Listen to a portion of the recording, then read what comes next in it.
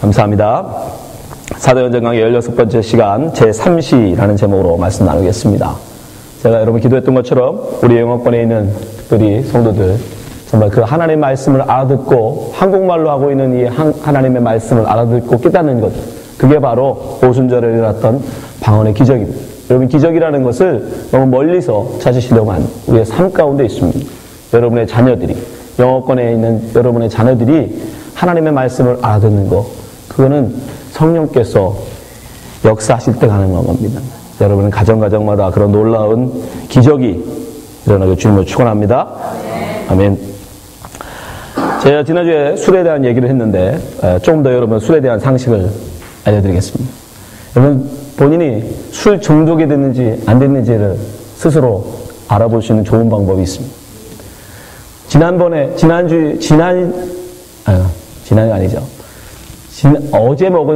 어제 술을 먹었는데 그 다음날 기억이 가물가물하다. 전문용어로 필름이 끊겼다. 이게 일주일에 두세 번씩 반복이 되면 여러분, 그 사람은 술 중독 초기입니다. 빨리 병원에 가셔야 돼요. 이거는 술 먹으면 당연한 게 아니라 그거는 이미 그 전두엽이 뇌가 손상을 입은 거예요. 손상을 입기 시작한 겁니다. 그래서 필름이 자꾸 끊긴다. 그러면 여러분 빨리 병원에 가세요. 술 중독 초기입니다. 완전히 술 중독. 그래서 이제 병원 입원해서 치료를 받아야 되는 수준이 어느 정도냐면, 어제 술을 먹었는데 다음날 숙취가 있잖아요. 그죠? 예, 모르는 척 하지 마세요. 다 알아요. 숙취가 있단 말이에요. 이 숙취를 아침에 일어나서 해장국이 아니라 술을 먹어야 해결되는 사람이 있어요. 이해하시죠? 술로 숙취를 푸는 사람들. 예, 그 사람은 술 중독입니다. 그건 빨리 병원 입원하셔야 돼요. 예. 그러니까 술을 안 먹지 않으면 술이 깨지 않는 거. 그럼 완전히 술에 이미 뇌가 중독되어 있는 거예요. 그래서 알코올 성분이 몸에 들어오지 않으면 정신을 차리지 못하는 겁니다. 그럼 완전히 술 중독이에요. 그러니까 아침에 일어나서 해장으로 술을 먹는다는 건 그 사람은 100% 술 중독입니다. 요즘 낮술 젊은이들 많이 찾는데 굉장히 위험한 짓입니다. 특별히 아침에 술을 찾는 사람들은 거의 100% 술 중독이에요. 근데 지난주에 말씀드렸지만 성령이 충만하면 술 취함과 비슷하다고 그랬습니다. 근데 유대인들이 성령이 충만한 제자들을 향해서 뭐라고 그랬냐면, 너희들 술 취한 거 아니냐? 근데 그 시간이 언제냐면 여러분, 아침 9시였어요. 자, 오늘 본문에 보면 베드로가 자기들을 향해서 너희들 술 취한 거 아니야? 아침부터 너희들 술 취한 거 아니야? 다른 말로 하면 너희 술 중독 아니냐?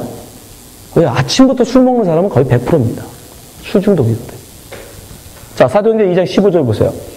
때가 제3신이 너희 생각과 같이 이 사람들이 취한 것이 아니라, 베드로의 말이에요. 그들이 자기들 향해서 술 취한 거 아니야? 라고 말하는 때가 언제냐면 3시랍니다. 근데 이스라엘 사람들은 우리와 다른 시간을 써요. 이스라엘 사람들은 하루의 시작이 언제냐면, 우리는 아침이 하루의 시작이죠. 그죠? 아침에 해가 떠서 밤 12시가 돼야 우리는 하루가 끝나는데, 이스라엘은 반대예요. 밤에 해질 때 시작해요. 하루가 해질 때 시작을 해서 그 다음날 해질 때까지가 하루예요. 그래서 아침도 낮도 시간이 달라요. 우리랑 아침 6시, 우리로 치면 아침 6시에 그 사람들은 그걸 1시라고 합니다. 1시. 그리고 그러니까 3시면 몇 시에? 우리는 아침 9시가 되는 거예요. 오전 9시. 지금 여기서 그러니까 3시라는 건 뭐냐면, 영어로 하면 It's just only 9 o'clock in the morning이에요. 아침 9시란 말이에요. 아침 9시부터 만약에 제자들이 술에 취한 것이라면 이 사람들은 다 뭐다? 100% 술 중독자들. 그러니까 세상 사람들이 지금 성령이 충만하여 방언으로 복음을 전하고 있는 제자들을 향해서 뭐라고 하냐면, 너희들 술 취한 거 아니야? 너희들 술 중독자 아니야? 라고 말한다는 거예요. 왜 그럴까요? 세상은 성령의 역사에 무지하기 때문입니다. 하나님의 일에 무지하기 때문에 그들의 눈에 보기에는 그냥 술 취한 사람들이에요. 하나님의 일에 무지하기 때문에 하나님의 열심을 내면 사람들은 뭐라고 부르요? 저 광신자 아니야? 저 미친 거 아니야? 세상은 여러분을 향해서 조롱한다는 거예요. 또한 이것은 마귀의 전략입니다. 하나님의 일을 열심히 좀 하려고 하고 하나님의 일에 좀 헌신을 하려고 하고 뭔가 하나님 앞에 더 기도하고 열심히 내려고 하면 반드시 옆에 남편이 그러죠. 적당히 해라. 적당히 해라. 그렇죠? 여러분 아내가 말리죠. 적당합시다. 당신이 목사요? 마귀는 끊임없이 세상을 통해서 우리를 공격합니다. 하나님 앞에 뭔가 헌신을 하려고 하면 너 술 취한 거 아니야? 너 술 중독자 아니야? 너 미친 거 아니야? 여러분, 지금 제자들이 성령이 충만하여 세상으로부터 조롱당하고 있는 시간이 아침 9시. 여러분의 아침 9시는 어떻습니까? 어제 여러분 아침 9시에 뭘 하고 계셨어요? 내일 아침 9시면 여러분 뭘 하고 있을까요? 사실 우리에게 9시는, 아침 9시는요, 어떤 시간이에요? 일어나서 세수하고, 밥 먹고, 출근하고, 학교 가고, 다 자기만을 위한 시간들. 나를 위한 시간들이에요. 나를 위한 하루를 준비하는 시간들. 그걸로 분주한 시간이에요. 하나님을 기억할 시간도 없고, 하나님의 말씀을 읽을 시간도 없고, 하나님에서 기도할 시간도 없습니다. 그런데 제자들은 그 아침 9시에 이미 성령이 충만하였다는 것. 하나님의 말씀으로 충만해 있었다는 것. 여러분 지금 왜 아침 9시가 그렇게 바쁜 겁니까? 왜 아침 9시가 여러분은 그렇게 바쁜 거예요? 하나님의 말씀을 읽을 시간도 없고 하나님을 위해서 잠깐 기도할 시간도 없고 나 자신을 돌아볼 시간도 없이 뭐가 그렇게 바쁘신가? 여러분의 제3시 뭘 그렇게 바쁘신가? 어쩌면 세상을 장악하고 있는 마귀가 세상을 통해서 우리를 바쁘게 하는 건 아닐까요? 왜 기도할 시간도 없이 하나님의 말씀을 묵상할 시간조차도 아침에 없이 정신없이 여러분 뛰어다녀야 합니까? 무엇 때문에? 세상한테 속는 거 아닐까요? 조금이라도 빨리 출근해야 한다. 조금이라도 빨리 부지런히 나가서 돈을 벌어야 한다. 내가 조금이라도 또 빨리 학교에 가서 학교에 적응해야 한다. 그 모든 것 과연 하나님 우리에게 원하시는 삶입니까? 무엇 때문에 그렇게 아침 9시가 우리에게 바쁩니까? 다른 사람들에게 보여지는 나 혹시 그것 때문 아닐까요? 다른 사람에게 보여주고 싶은 나를 위해서 바쁜 건 아닙니다. 사실 우리의 9시는 우리의 3시는 나를 위한 시간입니다. 그러나 제자들은 그 시간에 이미 성령이 충만해 있었다는 거예요. 우리가 이것을 기억했으면 좋겠어요. 내일부터 여러분의 3시가 여러분을 위한 시간이 아니고 하나님을 위한 시간이었으면 좋겠습니다. 적어도 하루를 시작하면서 여러분 그 하루가 그냥 온 것이 아니에요. 그냥 주어진 게 아니잖아요. 여러분이 무슨 사놨습니까? 여러분의 시간을 여러분이 사놨어요? 하나님이 눈뜨게 하셔서 여러분에게 시작된 하루가 아닙니다. 그 하루를 나만을 위해서 쓰는 것이 아니라 하나님의 말씀, 하나님의 나를 위한 뜻, 그것을 구하고 그것을 바라고 그렇게 살아면 안 되겠습니까? 우리는 그리스도입니다. 우리는 예수를 믿는 사람들. 이 세상을 사는 이유는 한 가지입니다. 그리스도인이 이 세상을 사는 이유는 오직 한 가지. 오직 하나님의 영광을 위해서. 나의 이름을 내기 위해서가 아닙니다. 다른 사람한테 나의 좋은 평판을 받기 위해서가 아니에요. 여러분 자신 한번 돌아봤으면 좋겠어요. 내가 과연 아침에 9시에 무엇을 위해서 이토록 바쁜가? 뭐 하자고 이렇게 바쁘게 정신없이 하나님을 생각할 틈도 없이 정신없이 뛰어다니는가? 베드로가 자기들을 위해 조롱하는 사람들을 위해서 일어나서 이렇게 외칩니다. 사도행전 2장 14절. 베드로가 11사도와 같이 서서 소리 높여 가로되 유대인들과 예루살렘에 사는 모든 사람들아 이 일을 너희로 알게 할 것이니 내 말에 귀를 기울이라. 사실 12명의 사도가 다 일어나서 방언 가운데 사람들에게 나가서 복음을 증언하십니다. 베드로만 한 게 아니에요. 모든 성도들이, 모든 제자들이 일어나서 120명의 성도들이 다 성령에 충만한 가운데 다 나가서 예루살렘에 모인 그 많은 사람들에게, 예루살렘에 이때 모일 때는 200만 가까이 모였습니다. 명절 때. 우리나라도 그러잖아요. 추석 때 얼마나 많은 사람들이 움직입니까? 이스라엘에게는 이 오순절, 6월절, 초막절은 우리나라 추석하고 설과 같은 거예요. 민족 대이동을 하잖아요. 이스라엘도 마찬가지예요. 이 오순절, 6월절, 초순절이 되면 각 세계에 흩어져 있던 이스라엘 민족들이 전부 다 예루살렘으로 모여들어요. 그 많은 사람들에게 그 120명의 성도들이 나가서 다 같이 복음을 전하는 거예요. 근데 누가는 이 사도행전을 기록하고 있는 누가는 특별히 베드로를 지목하여 지금 기록하고 있습니다. 베드로가 외치고 있다는 거예요. 근데 이 모습은 정확하게 누가복음에서 예수를 팔고 도망가던 베드로의 모습과 반대의 모습이에요. 자, 누가복음 22장 60절 보세요. 베드로가 그러되 이 사람아 나는 너 하는 말을 알지 못하노라. 방금 말할 때 닭이 곧 울더라. 너 예수 사람이지? 너 예수의 제자지? 라고 사람들이 묻습니다. 너 말하는 거 보니까 갈릴리 사투리 쓰는 거 보니까 너 갈릴리 사람 맞잖아. 라고 물으니까 베드로가 더 다급하게 외치면 아니야! 나 예수 몰라. 그때 예수님과 눈이 마주쳐요. 주께서 돌이켜 베드로를 보시니 베드로가 주의 말씀 곧 오늘 닭 울기 전 내가 3번 나를 부인하라 하시니 생각났어.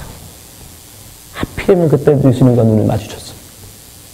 그리고 어떻게 합니까? 62절 밖에 나가서 심히 통곡하여. 많은 사람들도 아니었어요. 그저 불쬐고 있던 몇몇 사람들 앞에서도 나는 예수의 제자가 아니다. 난 예수 모른다. 라고 도망갔던 베드로예요. 근데 그 일이 있고 불과 7주가 지났습니다. 50일밖에 안 지났어요. 그 일이 있고 50일이 지난 오순절이 임하고 성령이 그에게 임했더니 사람 한 180도 변했어요. 이제 그 몇 명도 아니라 수십만이 모인 사람들 앞에 당당히 서서 외칩니다. 이 사람들아 내 말을 들으라. 누구든지 주 예수 이름을 부르는 자는 구원을 얻으리라. 담대하게 선포해요. 예수의 옛자만 꺼내도 지금 잡아 죽이겠다고 혈안이 되어 있는 유대인 지도자들이 그 많은데도 불구하고 베드로가 그들 앞에 당당히 외칩니다. 나 예수의 제자다. 너희들도 예수 믿어라. 지금 누가는 의도적으로 그것을 기록하고 있는 거예요. 그 겁쟁이가 사람들 앞에서 부인하고 도망가고 그저 숨어서 울던 베드로가 성령 받으니까 성령 충만해지니까 사람들이 괴롭게 되더라는 거예요. 변화되더라는 거예요. 이것이 예수 성령 충만의 놀라운 결과. 우리는 수많은 간증을 들었어요. 여러분 성령으로 충만해지면 술주정뱅이가 예수 믿는 목사가 됩니다. 사람들을 돌려 갈취하고 사람들을 괴롭히고 그저 깡패짓을 하던 자가 예수 믿고 목사가 되는 놀라운 간증. 여러분의 삶, 여러분의 인생 완전히 180도 뒤바꿀 수 있는 유일한 분이 누구냐? 성령님이십니다. 베드로를 바꾸신 것처럼 여러분 그 하나님은 우리를 또한 바꾸실 것입니다.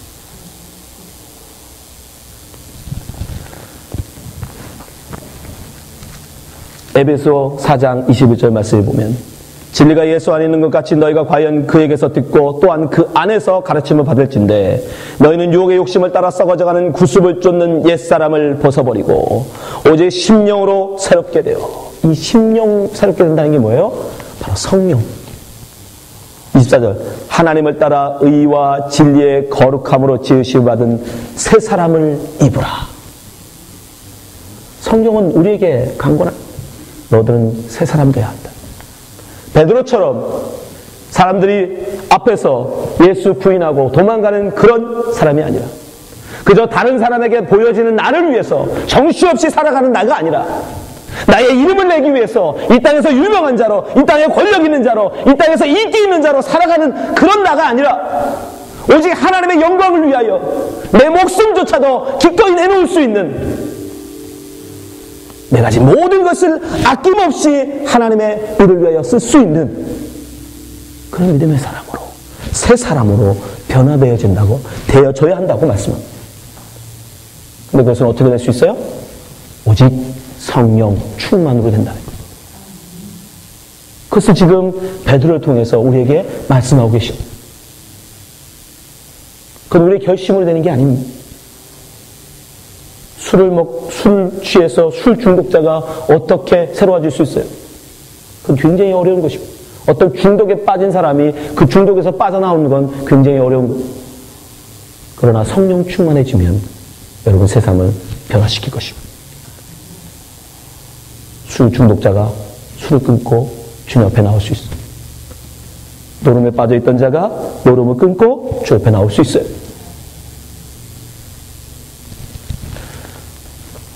그것을 하기 위해서 우리가 그렇게 새로워지기 위해서, 예, 성령 충만으로 완전히 우리가 새로워지기 위해서 반드시 해야 되는 게 뭐냐? 바로 나 자신을 부인하고 나가야 된다는 것입니다. 나를 바라보고 나를 지금 그 상태로 내가 어때서 라고 하면 여러분 절대 그 사람은 변화될 수 없어요. 어떤 사람은 변화될 수 있어요? 나의 부족함을 인정하고, 야, 이대로 살면 안 되는데, 이대로 살면 나는 안 되는데 어떻게 내가 새로워질 수 있을까? 그 사람만이 여러분 새로운 사람이 될 수 있는 거예요.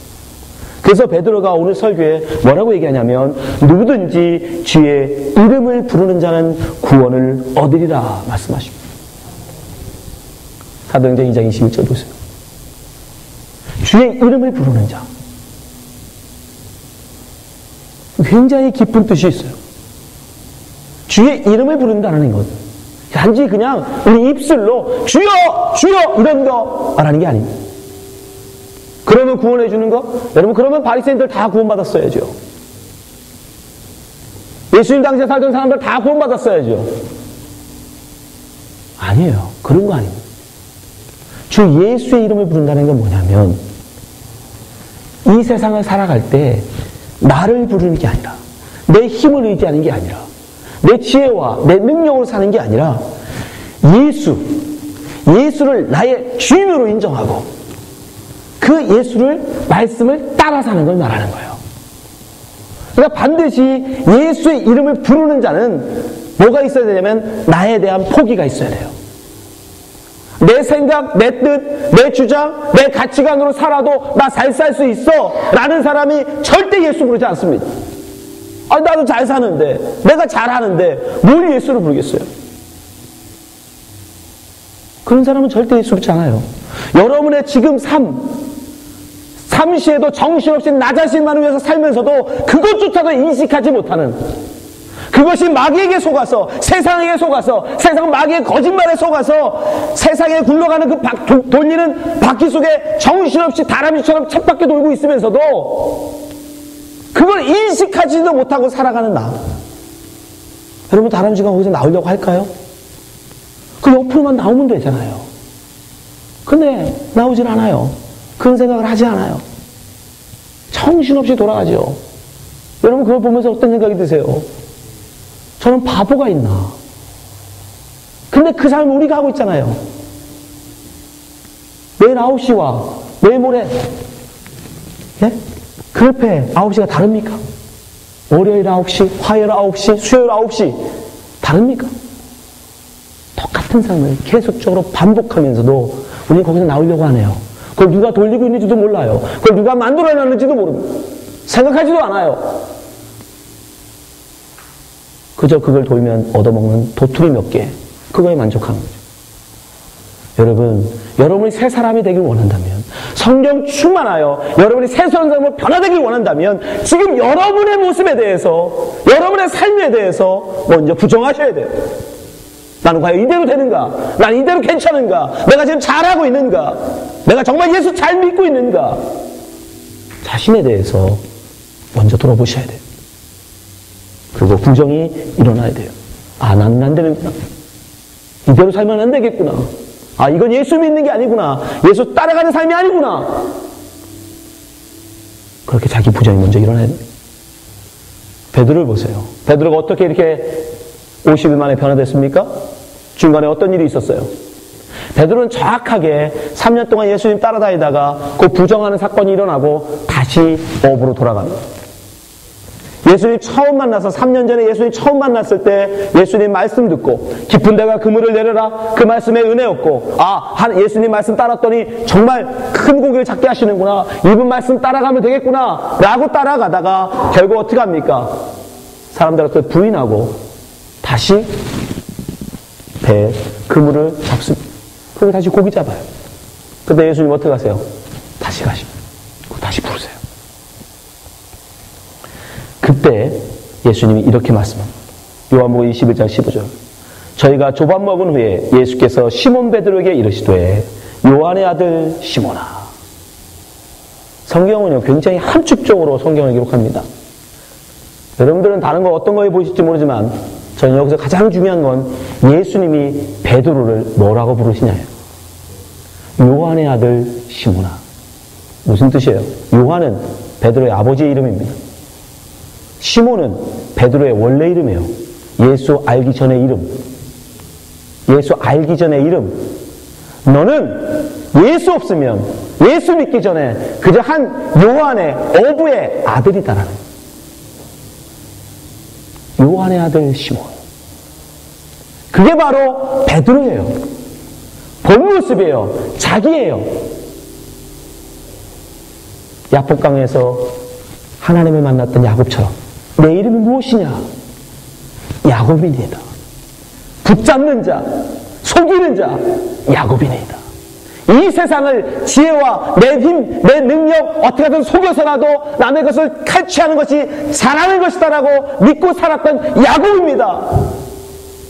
여러분 성경은 그렇게 이름에 자기 본질을 소개해요.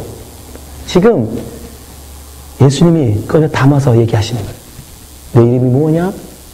요한의 아들 시몬입니다. 이렇게 자기에 대한 고백. 나는 주님이 없으시면, 주님이 함께하지 않으시면 나는 그저 요한의 아들 시몬입니다. 그 촌놈 어부에 불과합니다.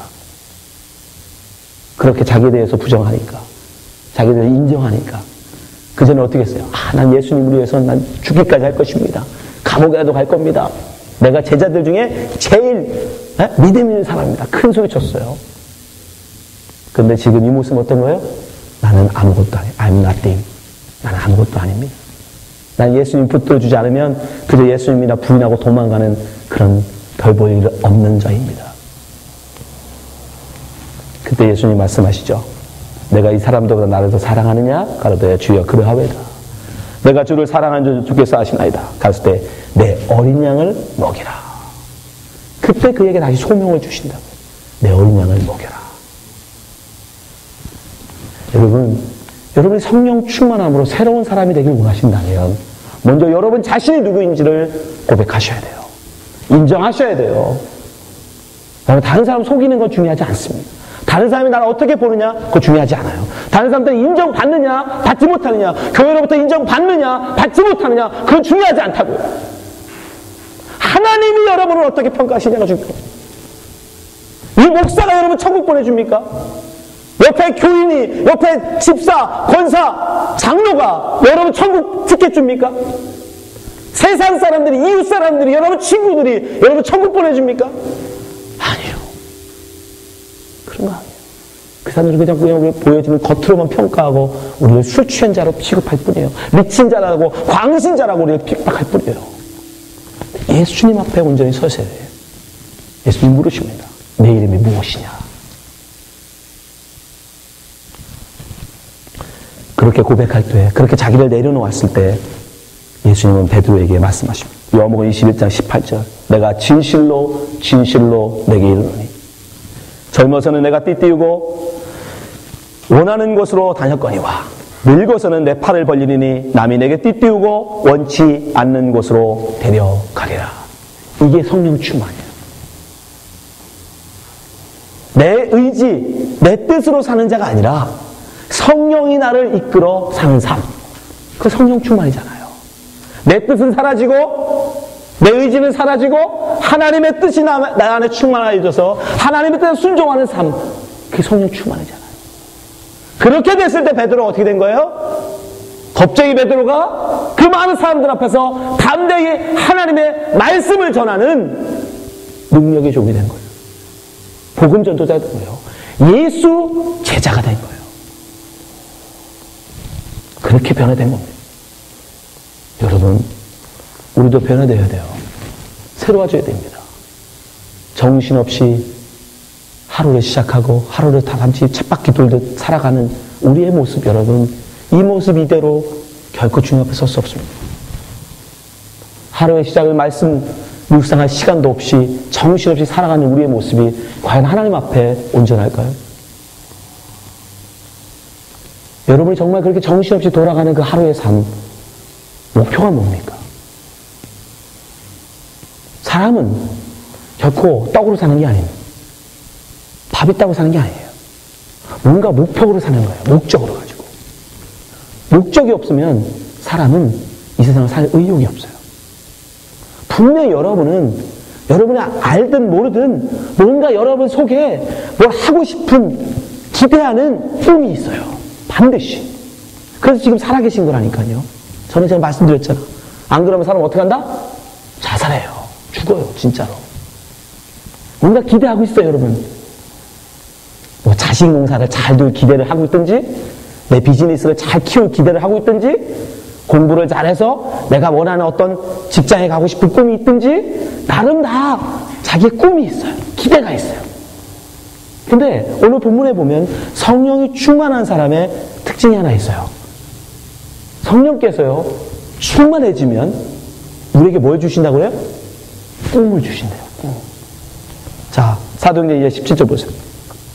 하나님이 가라사대 말세에 내가 내 영으로 모든 육체에게 부어주리니, 영이 성령이 말씀하는 거예요. 너희 자녀들은 예언할 것이요. 성령이 먼저 우리가 충만해지면 제일 먼저 예언을 주신대요. 젊은이에게는 환상을 주고 늙은이에게는 꿈을 준대요. 그리고 18절, 영으로 남종과 여종에게는, 여기는 안 나와 있는데 역시 예언할 것이, 그죠? 그러니까 성령이 먼저 우리를 충만해지면, 내 자신을 내가 부인해버리고 성령의 하나님의 뜻 가운데 내가 순종하고 내가 하나님 성령으로 충만해지면, 그 성령님이 내게 제일 먼저 뭘 주냐면, 제일 먼저 뭘 준다? 자녀들에게 예언을 하게 하고 꿈을 꾸게, 환상을 보게 하고 꿈을 꾸게 하는데, 결국은 다 뭐예요? 다 꿈이에요. 꿈. 비전. 이것저것 번역하지만 중요한 건 뭐예요? 우리에게 다음에 대한 소망을 주신다는 거예요. 소망. 근데 성령이 우리에게 주시는 소망은 뭘까요? 부자 되게 하는 거? 우리 유명하게 하는 거? 이 땅에 잘 살고 잘 먹고 잘 살게 하는 거? 그런 건 아니겠죠.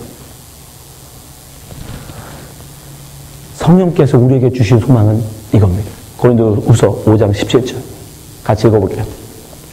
시작. 그런즉 누구든지 그리스도 안에 있으면 새로운 피조물이라. 이전 것은 지나갔으니 보라 새 것이 되었다.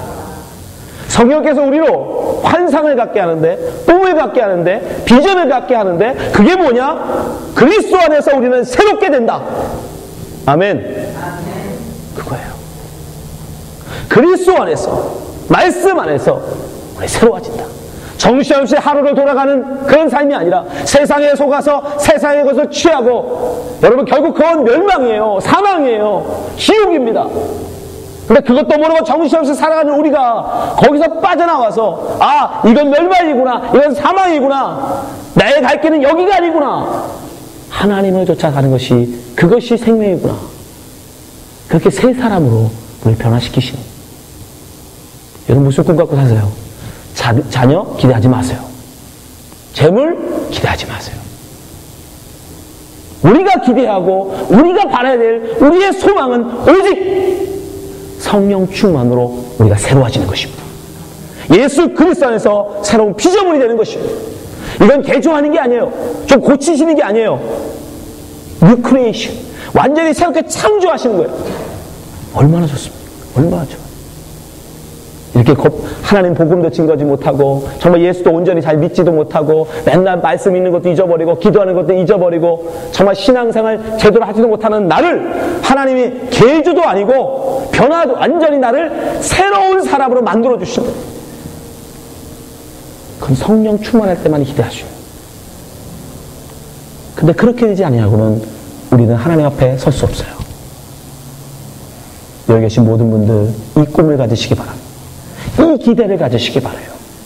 이 세상에 대한 기대, 이 세상에 대한 꿈 버리세요. 결코 그걸로 여러분 행복할 수 없습니다. 그건 영원할 수도 없어요. 그건 다 버리시고 오직 성령께서 여러분에게 주시는 새 비전, 새 꿈. 뭐다? 그리스도 안에서 우리는 새 피조물로 태어난다. 오전 3시에도 하나님의 성령으로 충만한 그런 삶, 사람들 앞에서 예수 그리스도의 복음을 증거하는 예수 증인의 삶, 그 삶으로 우리를 변화시켜 주신다는 거예요. 이 세상에 무화과 나무에 열매가 없고 외양간에 송아지가 없을지라도 여호와를 인하여 사슴처럼 뛰고 찬송할 수 있는 삶, 그 새로운 삶으로 우리를 변화시켜 주신다는 거예요. 그 기대를 가지고 이 세상을 살아나가시는 여러분 되시길 주님을 축원합니다. 기도하겠습니다.